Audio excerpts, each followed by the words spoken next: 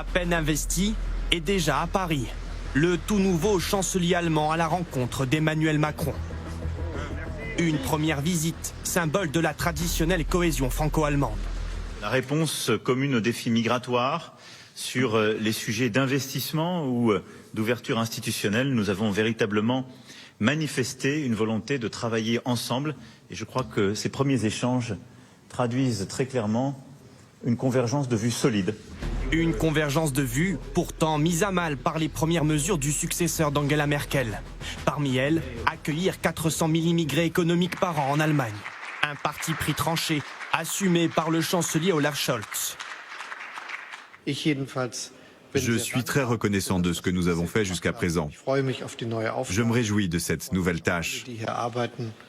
Ce sera un nouveau départ pour notre pays. Je veux tout faire pour cela.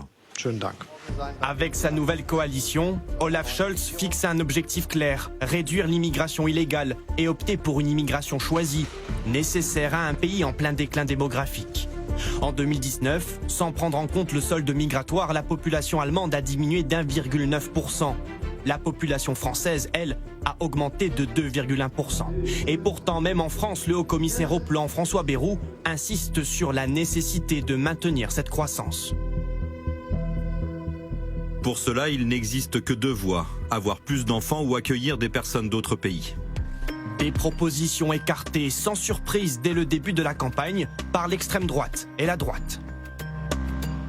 Ce référendum, il porte sur un projet de loi complet qui vise à réguler drastiquement l'immigration, à rétablir des critères stricts pour l'entrée et le maintien sur le territoire, mais aussi pour l'acquisition de la nationalité française. Moi, j'ai posé sur la table un vrai projet de loi constitutionnel que je soumettrai à référendum. Ce projet de loi constitutionnel, il permet de réguler, de stopper l'immigration incontrôlée, de réguler vraiment l'immigration. C'est un projet de loi qui repose sur des quotas migratoires, avec la possibilité de choisir les étrangers que l'on laisse entrer dans notre pays en fonction de leur capacité d'intégration.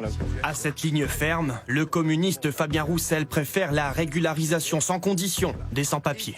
Je pense à ceux que j'ai rencontrés qui travaillent dans des restaurants, dans le secteur du bâtiment. Ils payent des cotisations sociales, retraites, auxquelles ils n'auront jamais le droit, car ils sont expulsables. Frappé de plein fouet par la pénurie de main-d'œuvre, le secteur de l'hôtellerie et de la restauration peine à trouver des salariés. Depuis des années déjà, certains patrons alertent sur la nécessité d'employer des travailleurs étrangers. De la ramener, d'accord, je la ferai enregistrer demain par Eva. Ça va, Bakary ? Alain Fontaine avait recruté Bakary Kanouté comme commis.